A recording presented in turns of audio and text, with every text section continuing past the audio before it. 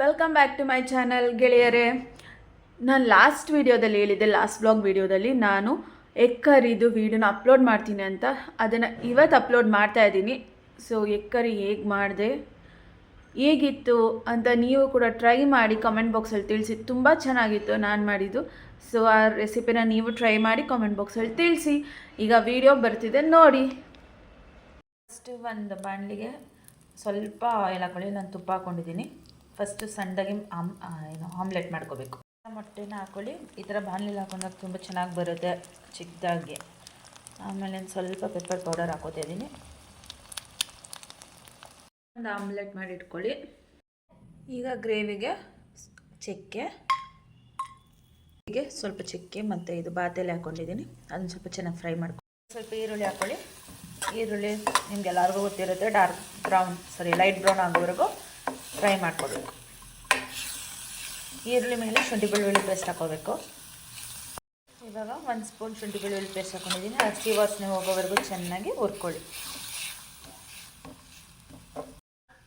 ಇವಾಗ ಟೊಮೆಟೊನ ಹಾಕೋಬೇಕು. ಇನ್ನು ಬೆಳ್ಳುಳ್ಳಿ ಪೇಸ್ಟೆಲ್ಲ ಹುರ್ಕೊಂಡಾದ್ಮೇಲೆ ಇವಾಗ ಇದಕ್ಕೆ ಚಕ್ಕೆ ಲವಂಗದ ಪೌಡ್ರು ಮತ್ತು ಗರಂ ಮಸಾಲ ಹಾಕೋಬೇಕು. ಮತ್ತು ಕೊರಿಯಾಂಡರ್ ಪೌಡರ್ ಅಂದರೆ ಕೊತ್ತಂಬರಿ ಬೀಜದ ಪೌಡರು ಇದು ಹಾಕೋಬೇಕು. ಆಮೇಲಿಂದ ಮಾಂಸಾರದ ಪೌಡ್ರು. ಇವಾಗ ಮಾಂಸಾರ ಪೌಡರ್ ಹಾಕ್ಕೊಂಡಿದ್ದೀನಿ. ಚೆನ್ನಾಗಿ ಫ್ರೈ ಆದಮೇಲೆ ಸ್ವಲ್ಪ ನೀರು ಹಾಕ್ಕೊಂಡು ಬೇಯಿಸ್ಕೋಬೇಕು ಅಷ್ಟೆ. ಇವಾಗ ಸ್ವಲ್ಪ ನೀರು ಹಾಕ್ಕೋಬೇಕು. ನಿಮ್ಗೆ ಎಷ್ಟು ಬೇಕೋ ಅಷ್ಟು ನೀರು ಹಾಕೊಳ್ಳಿ. ಈ ಥರ ಗ್ರೇವಿ ಆಗಿದೆ. ಟೇಸ್ಟ್ ಮಾಡಿದೆ, ಸೂಪರಾಗಿದೆ. ಇವಾಗ ಇದಕ್ಕೆ ಮಾಡ್ಕೊಂಡಿರೋ ಆಮ್ಲೆಟ್ನ ಹಾಕಿ ಸ್ವಲ್ಪ ಹೊತ್ತು ಬಿಟ್ಟು ಆಮೇಲಿಂದ ಬಂದು ತಿನ್ನೋದು.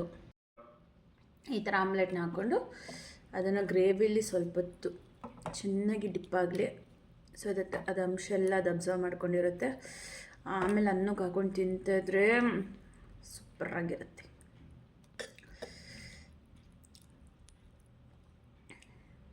ಇನ್ನೂ ಊಟ ಮಾಡೋ ಟೈಮ್ ಆಗಿಲ್ಲ. ಬೇಗ ಬೇಗ ಅಡುಗೆ ಮಾಡಿಬಿಟ್ಟಿದ್ದೀನಿ. ನೋಡಿ ಈ ಥರ ಕವರ್ ಮಾಡಿ ಆಮೇಲಿಂದ ಗ್ರೇವಿ ಜೊತೆ ಹಾಕ್ಕೊಂಡು ಬಾರಿಸಿದೆ. ಬಿತ್ತು ಎಗ್ ಕರಿ ರೈಸ್ ಇದೆ. ಸ್ವಲ್ಪ ತುಪ್ಪ ಹಾಕ್ಕೊಂಡಿದ್ದೀನಿ. ಸೂಪರಾಗಿರುತ್ತೆ ಟೇಸ್ಟ್ ಮಾಡಿ ನೋಡೋಣ.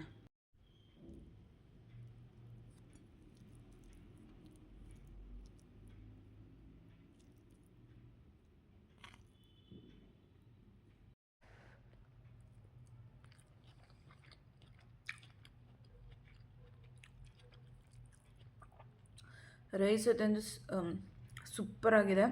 ಅದು ತುಪ್ಪ ಬೇರೆ ಹಾಕ್ಕೊಂಡಿದ್ದೀನಿ. ಆ ಫ್ಲೇವರು ಮೊಟ್ಟೆ. ನೀವು ಇದನ್ನು ಟ್ರೈ ಮಾಡಿ ಹೇಗಿತ್ತು ಅಂತ ಕಮೆಂಟ್ ಬಾಕ್ಸಲ್ಲಿ ತಿಳಿಸಿ.